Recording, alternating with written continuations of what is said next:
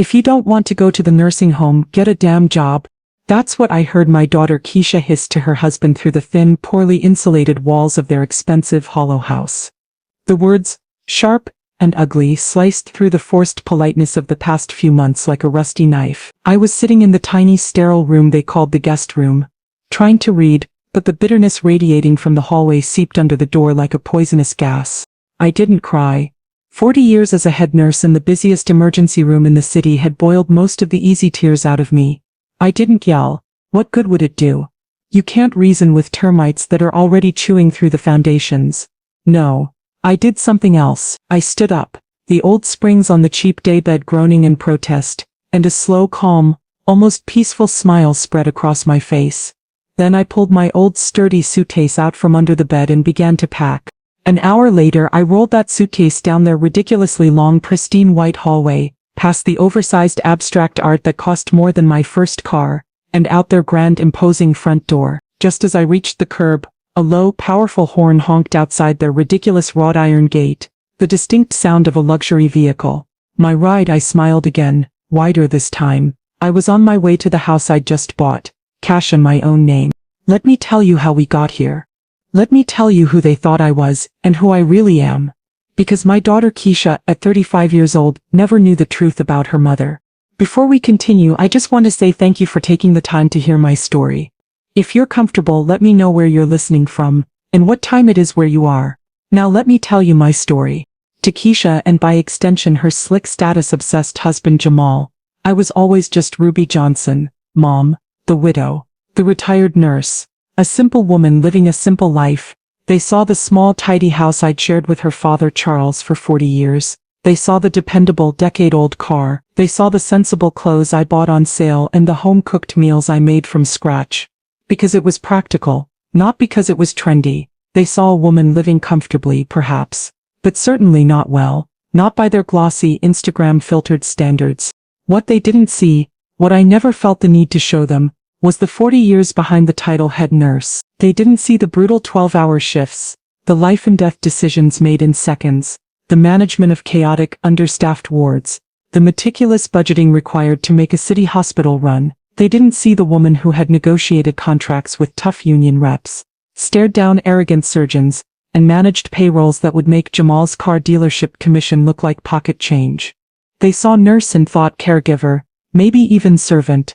They never saw the steel. And they certainly never saw the numbers. Charles and I, we were children of the Depression generation. We didn't live paycheck to paycheck because we learned early on that paychecks could disappear. We saved. We scrimped. We invested, quietly, diligently, not in flashy stocks, but in slow, steady growth funds. Charles had his pension, a good one from his years with the city. I had mine, plus my own investment portfolio, managed with the same meticulous, data-driven precision I used to run my ER. I never talked about it. Money wasn't a topic for polite conversation in the world I grew up in. It wasn't a measure of worth. It was a tool, a means to an end, the end being security, peace of mind. When Charles passed, the insurance payouts, combined with our lifetime of quiet accumulation, left me with a nest egg far larger than anyone, especially my image-conscious daughter, could have ever imagined.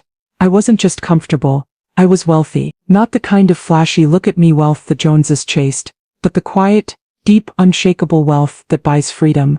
Keisha and Jamal, meanwhile, lived in a different reality. Theirs was a world built on appearances.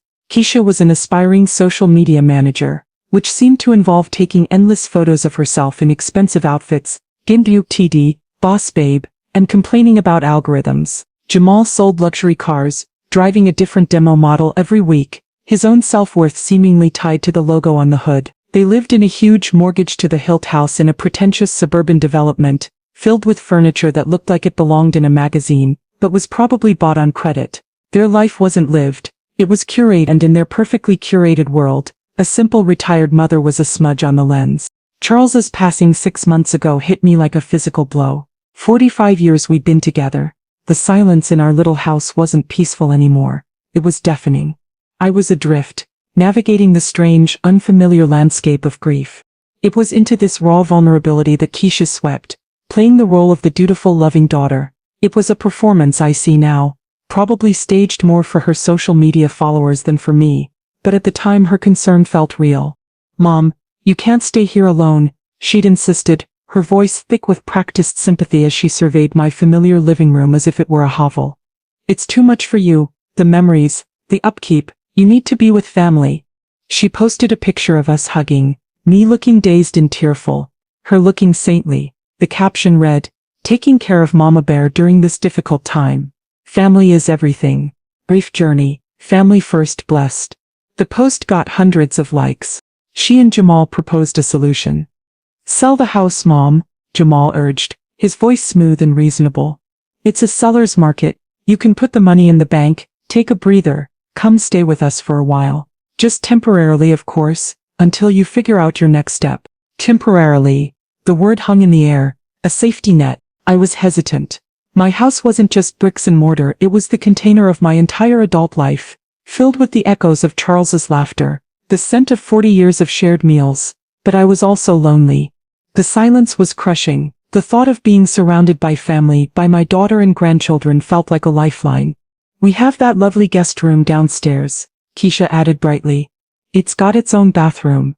You'll be perfectly comfortable, and the kids would love having Grandma around." Against my better judgment, fueled by grief and a desperate craving for connection, I agreed. I sold my home, the place Charles and I had built our life, faster than I should have, putting the proceeds along with a significant portion of my secret savings into a high-yield account under my own name, a detail I didn't share. I packed up 45 years of memories into boxes, most destined for storage, and arrived on Keisha and Jamal's doorstep with 2 suitcases and a heart full of fragile hope. The hope began to fray the moment I stepped inside. The lovely guest room downstairs was not lovely.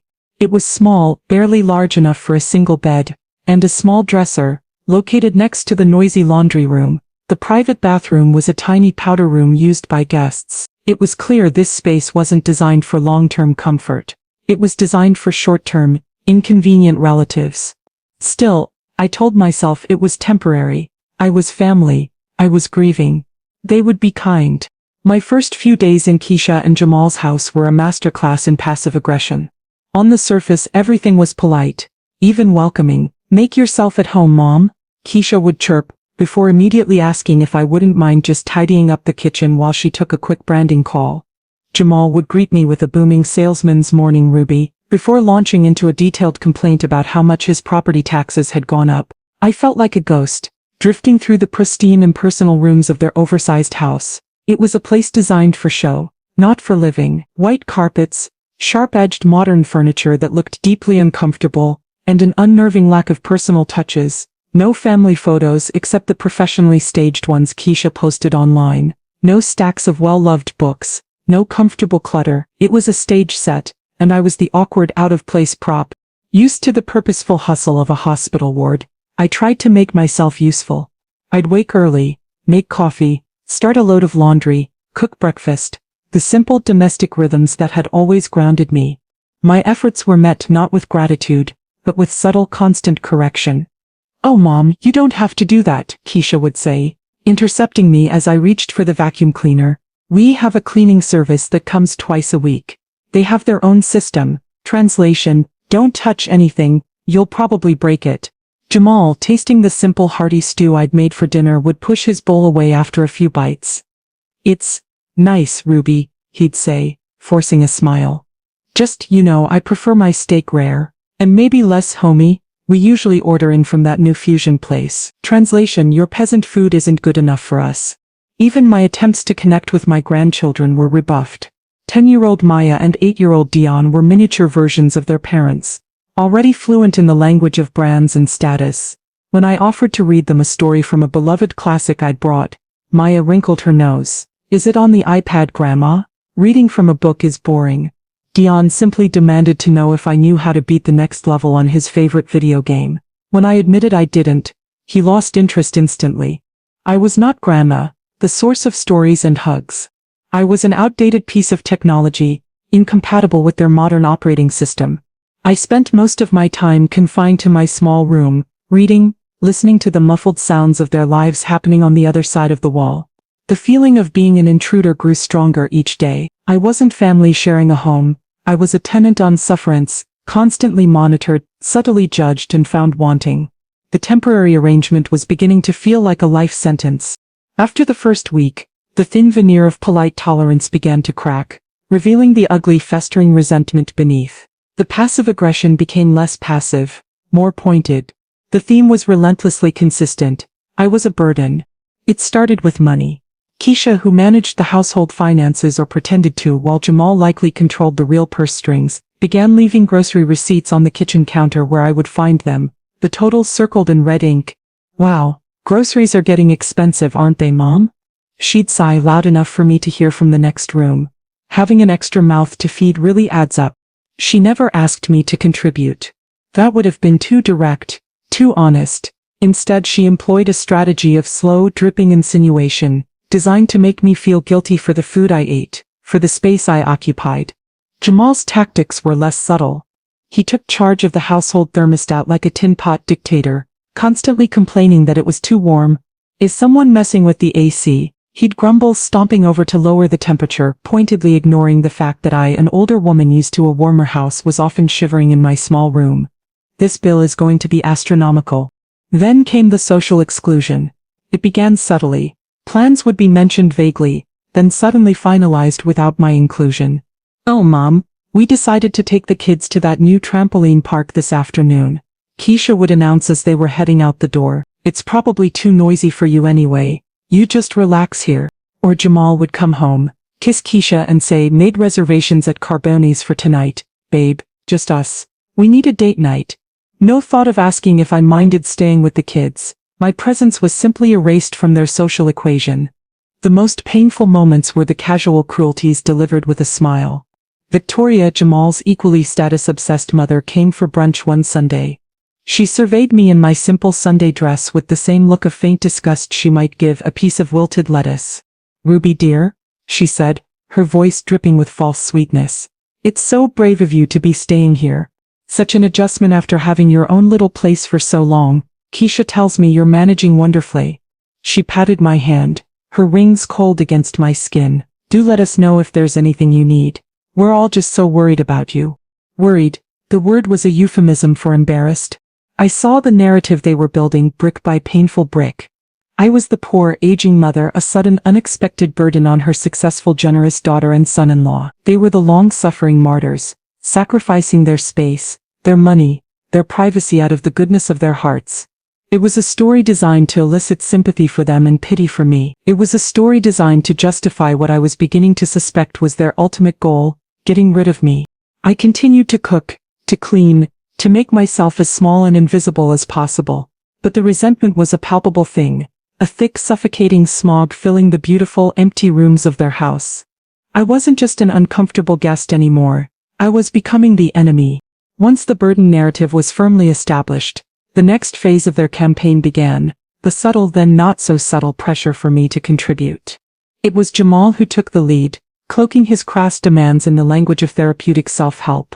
You know, Ruby, he began one evening, cornering me in the kitchen while I was cleaning up after a dinner I hadn't been invited to share. He leaned against the counter, casual, confident, the picture of a concerned son-in-law offering sage advice. Retirement is great, but it's easy to get stagnant. Keeping busy, having a purpose, it's crucial for mental health. Especially after, well, you know, he gestured vaguely, a clumsy reference to Charles's passing. I keep busy, I replied quietly, rinsing a plate. I read. I have my walks. Sure, he said, waving a dismissive hand, but I mean really busy. Productive.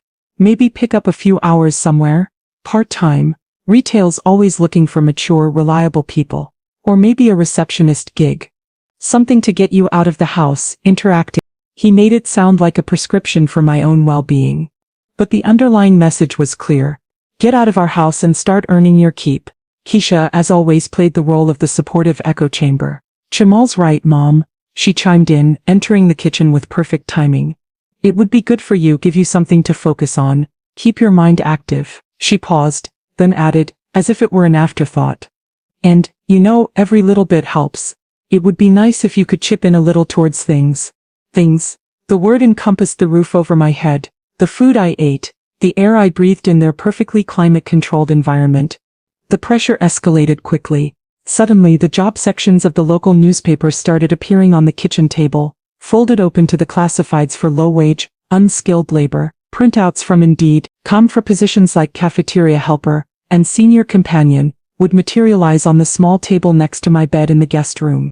"Look, Mom," Keisha would say, feigning excitement. "Mrs. Gable down the street needs someone to walk her poodle twice a day. That sounds perfect for you.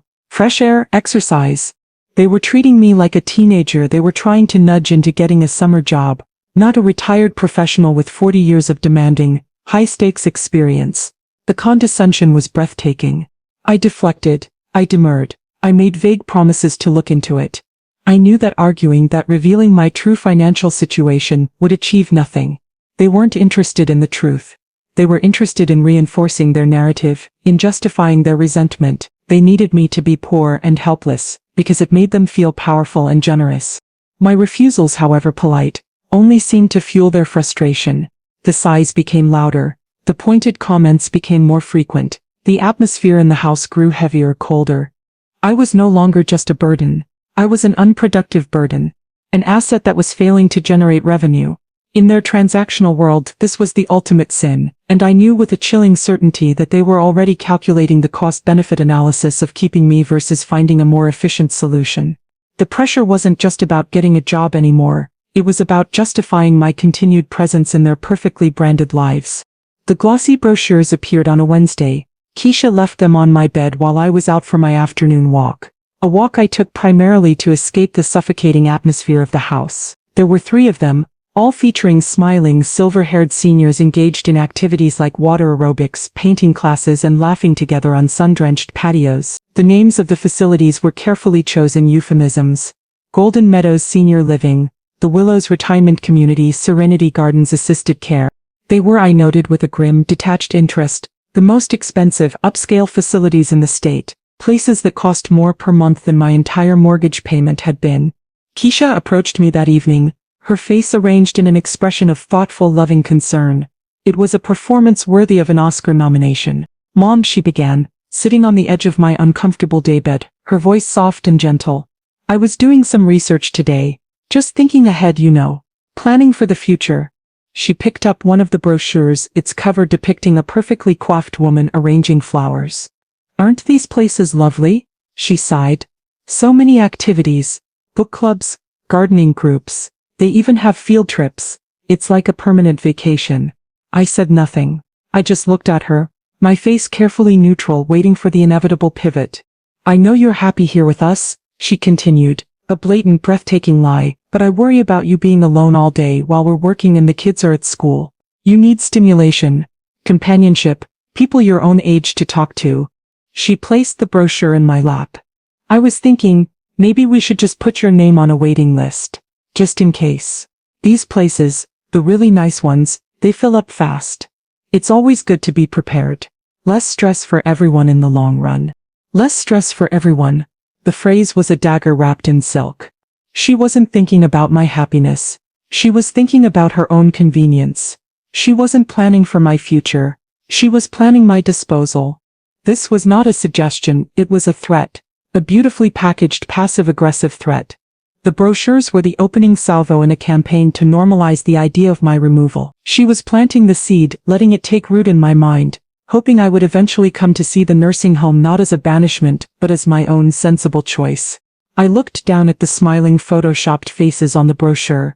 I thought about the cold, sterile hallways, the regimented schedules, the loss of autonomy. I thought about ending my days in a place like this, surrounded by strangers, my life reduced to a series of supervised activities. And then I thought about the $5 million sitting silently in my bank account. A cold, hard resolve settled in my chest. They thought they were planning my future. They had no idea I was already planning theirs. "They do look lovely, dear," I said, my voice a perfect imitation of a slightly frail, slightly confused old woman. "But so expensive. How could we ever afford something like this?" Keisha patted my hand, her expression one of pitying reassurance. "Don't you worry about that, Mom," she said. "Jamal and I will figure it out. We always do." Of course they would. They would figure out how to liquidate my non-existent assets, how to drain my fictional savings, how to leverage my poverty to secure my placement in a gilded cage, freeing themselves of their inconvenient burden once and for all. Their generosity knew no bounds, as long as it served their ultimate purpose. The breaking point, the moment the last shred of my weary tolerance finally snapped, came not in a direct confrontation but in a quiet, overheard conversation that laid bare the full, unvarnished ugliness of their intentions. It was a Thursday evening. I was in my small room trying to lose myself in a Jane Austen novel, seeking refuge in a world of civility and wit that felt a universe away from the cold, transactional reality of my daughter's home. The walls were thin, ridiculously so for such an expensive house, and I could hear Keisha and Jamal talking in the hallway just outside my door. Their voices were low, but sharp, laced with a shared frustration that had clearly reached its boiling point. "I can't take it anymore. Jamal?" Keisha's voice was a furious, sibilant whisper. "She's always here, always underfoot. We have no privacy. I can't even film a decent morning routine video without worrying she's going to wander into the background looking like that." The disgust in her voice was palpable. "And the money, Keisha?" Jamal's voice was smooth, cold and calculating. "The extra food, the utilities, it all adds up, and she's making zero effort. Did you see that job application she supposedly filled out? It was for a volunteer position at the damn library. She's not even trying to contribute." I know. Keisha sounded close to tears, but they were tears of frustration, not sympathy. "I showed her the brochures again today. I talked about the activities, the social life. She just smiled and said she'd think about it. She's stalling. She thinks she can just live here forever, doing nothing." There was a pause. Then Jamal's voice dropped even lower, taking on a hard, clinical edge. "Then we need to force her hand. Stop suggesting, start demanding. Give her the choice, the community, or she starts pulling her weight. For real this time. A paying job, contributing actual dollars to this household." "But what if she still refuses?" Keisha wailed. "What if she just stays? We can't physically throw her out." "We won't have to," Jamal said, his voice now laced with a cold, smug certainty. "She'll fold. People like her, they're weak. They crumble under pressure. Just lay it out for her, the nursing home, or get a job. Make it clear those are the only two options left." Then came the final, venomous words, hissed out by my own daughter, the child I had raised, loved, and sacrificed for. The words that would echo in my mind, long after the sound itself had faded. "Fine," Keisha snapped. "I'll tell her. If you don't want to go to the nursing home, get a damn job."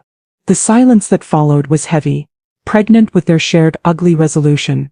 I heard their footsteps move away down the hall. I sat on the edge of my bed, the Jane Austen novel lying forgotten in my lap. My hands were trembling, but not with fear or sadness. It was rage. A rage so cold, so pure, so absolute, that it felt like ice forming in my veins. Get a damn job. The disrespect wasn't just in the words themselves, but in the assumption behind them. The assumption that my 40 years of demanding, exhausting, vital work meant nothing. The assumption that my quiet retirement was idleness. The assumption that I, a woman who had managed budgets larger than their annual income, was incapable of contributing. The assumption that I was weak, that I would crumble, that I could be bullied into submission. They thought they were giving me an ultimatum.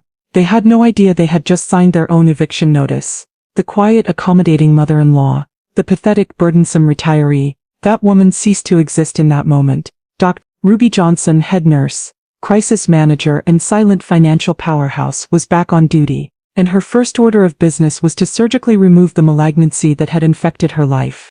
The following morning, I woke before dawn, the cold, hard clarity of my decision having settled into a state of absolute, unshakable calm. The anger was still there, a bedrock of icy resolve beneath the surface, but it was no longer a consuming fire, it was fuel. I went through the motions of my assigned morning routine with a detached, almost robotic precision. I made the coffee exactly how Jamal liked it. Strong, black, and pretentious. I prepared the children's overly complicated, organic, gluten-free lunches. I walked the snuffling, wheezing French bulldog around their manicured, soulless neighborhood. I cleaned the kitchen until the already gleaming surfaces shone with an almost painful brilliance.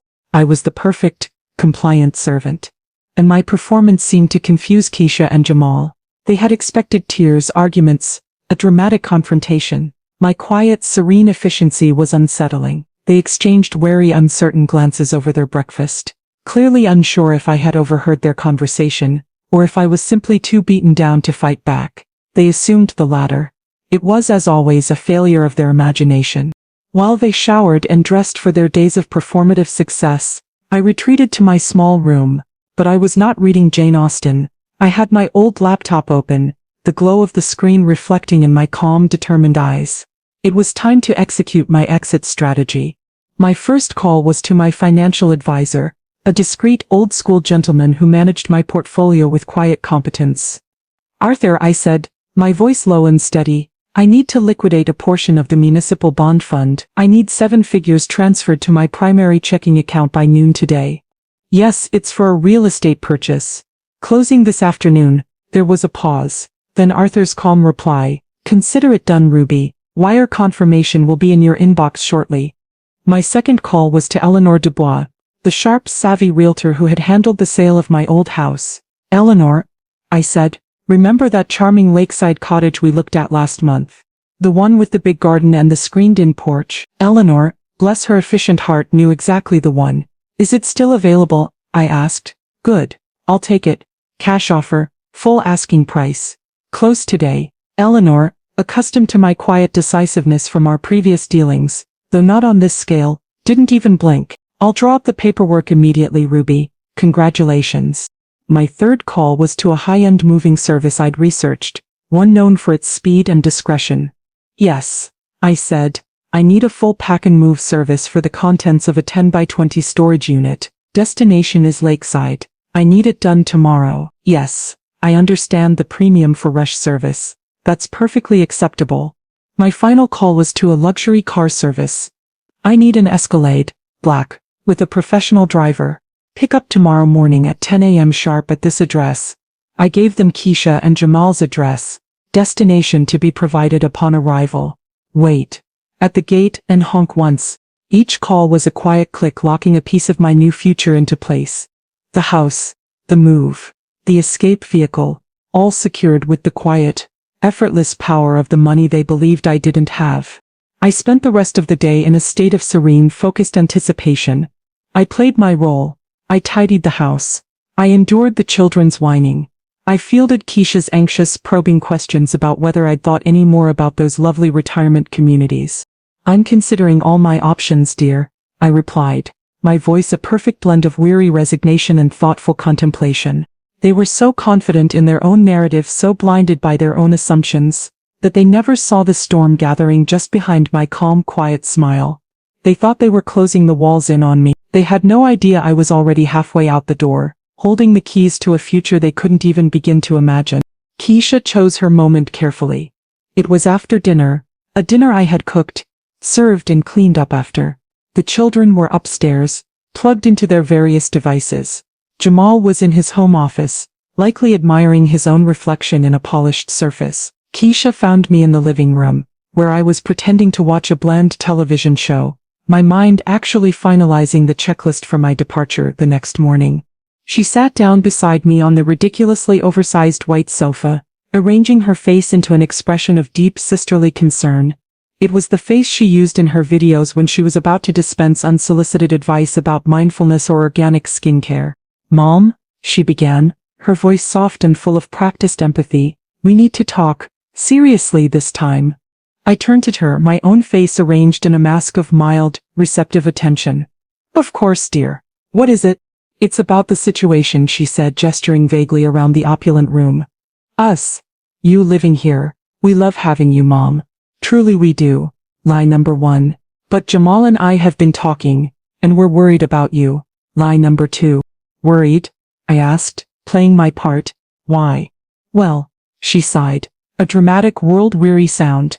"It's just this isn't a sustainable arrangement.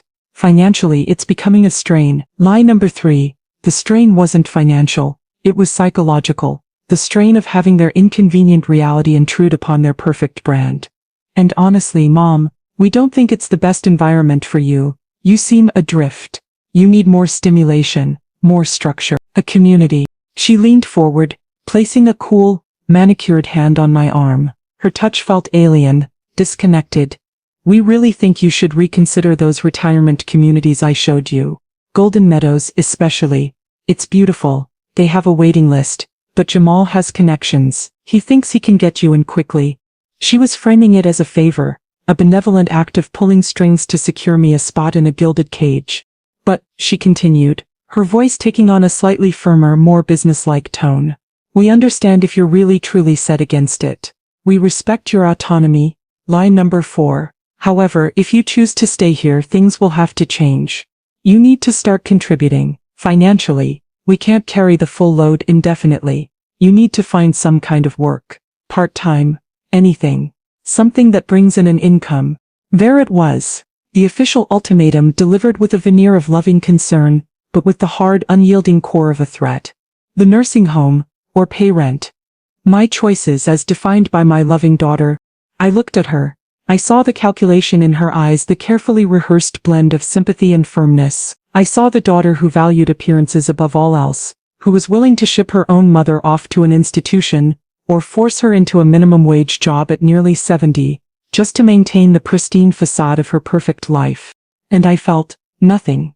The anger, the pain, the betrayal, they were still there, a cold hard knot in my chest, but they were overlaid with a profound, almost serene sense of detachment. She was playing out her part in a script I had already finished reading. I knew how it ended. I let the silence stretch, watching the anxiety flicker in her eyes as my lack of an immediate emotional reaction unnerved her. Then, I smiled.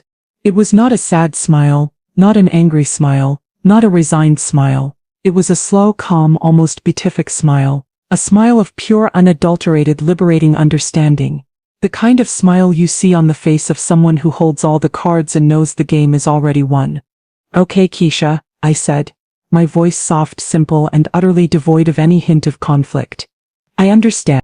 My simple acceptance seemed to throw her more than any argument would have.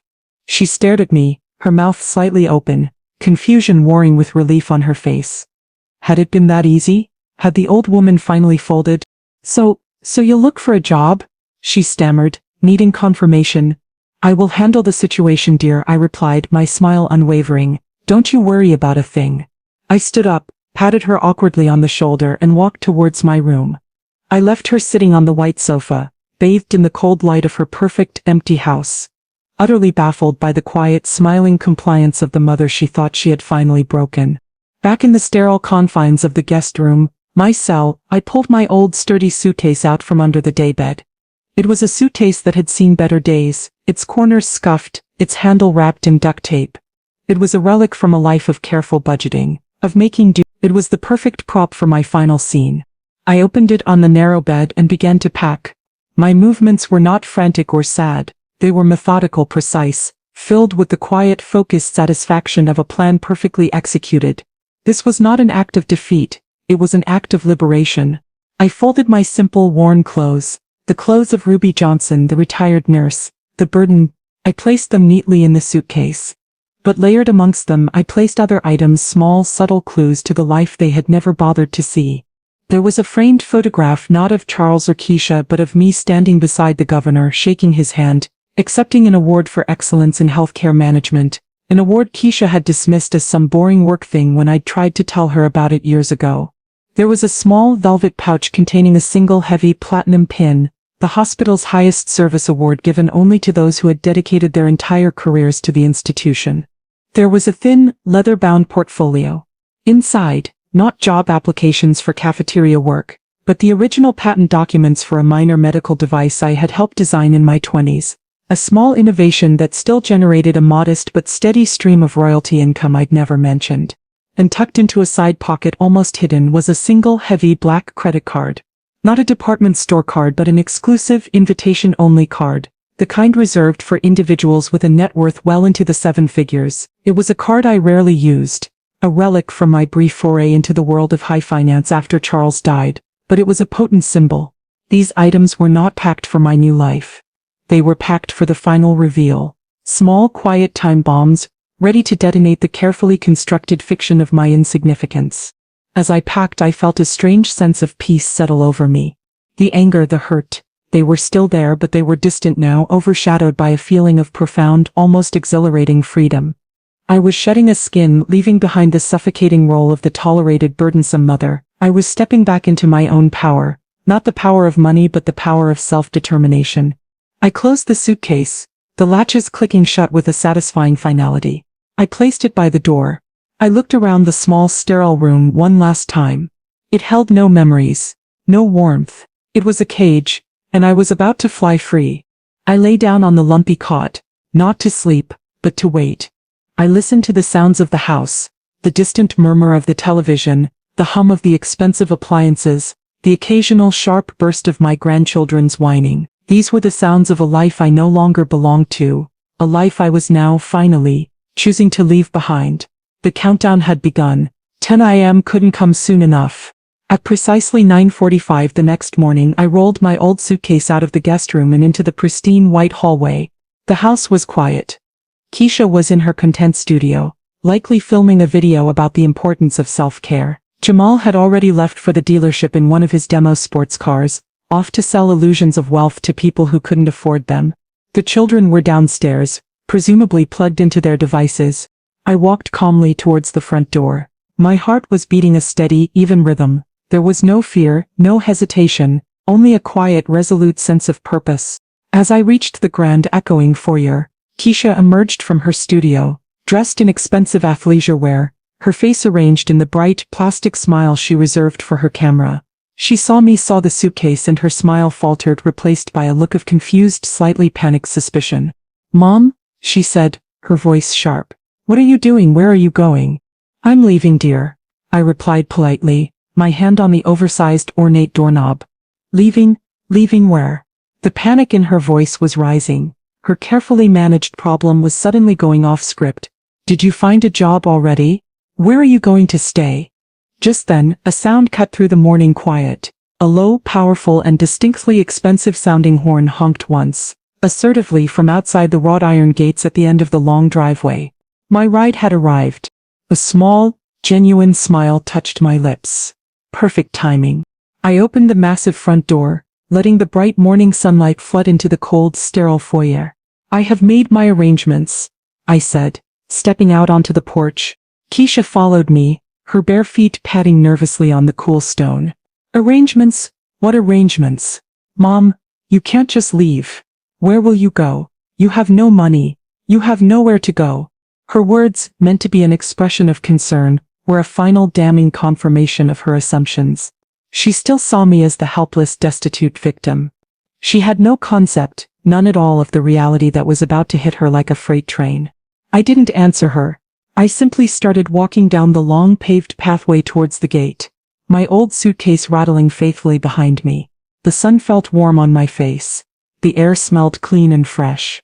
It was the smell of freedom. Keisha and Jamal, who must have just returned, perhaps for a forgotten briefcase, came rushing out of the house behind me, their voices a duet of confused, angry demands. "Ruby, what the hell is going on?" Jamal shouted, his usual smooth composure completely gone. "Whose car is that? What is this?" I reached the end of the pathway just as the gates began to swing open electronically. Waiting on the other side was not a taxi, not a rideshare, but a sleek black Escalade, gleaming in the morning sun. A uniformed driver, his face impassive and professional, stepped out and opened the rear passenger door for me. Keisha and Jamal stopped dead in their tracks, their mouths hanging open. The scene did not compute. The poor, embarrassing mother, the woman they had relegated to the garage, was being met by a chauffeur-driven luxury vehicle fit for a head of state. The cognitive dissonance was so profound it left them momentarily speechless. I paused at the open door of the Escalade, savoring the moment. The confusion on Keisha and Jamal's faces was a beautiful, chaotic masterpiece. Their carefully constructed world, with its neat, predictable hierarchies, had just been turned upside down. "Mom, whose car is that?" Keisha finally managed to stammer out, her voice high-pitched with a dawning, terrible suspicion. "What is going on? Did you win the lottery or something?" It was the only explanation her limited worldview could conjure. A sudden, random windfall. Because the idea that I might possess wealth through my own means, through my own intelligence and hard work, was simply inconceivable to her. Jamal, his salesman's brain already calculating angles, narrowed his eyes. "Ruby, if you've come into some money, you need to tell us. We're family. We can help you manage it." The predatory instinct was automatic, reflexive. Even in his confusion, his first thought was how to get his hands on it.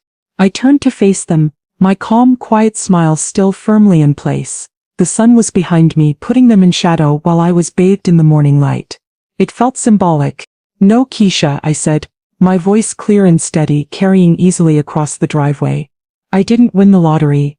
I let the silence stretch for a beat, enjoying the frantic, almost visible churning of their thoughts. "It's my car service," I explained simply, as if it were the most normal thing in the world. "They're taking me to my new house." The words landed in the quiet morning air with the force of a physical blow. Keisha gasped, her hand flying to her mouth. Jamal's jaw clenched, his eyes filled with a furious, disbelieving rage. "New house?" Keisha whispered, her voice trembling. "What new house? How? You have no money." I said, nodding slowly as if finally understanding her confusion. "That seems to be a common misconception." I looked directly at my daughter, my voice losing its gentle tone and taking on the crisp, clear authority of a head nurse, delivering a diagnosis. "I didn't lose everything, Keisha. That was a story I told you, a test if you will." I then delivered the final devastating piece of information, the one that would shatter their entire perception of me and of themselves.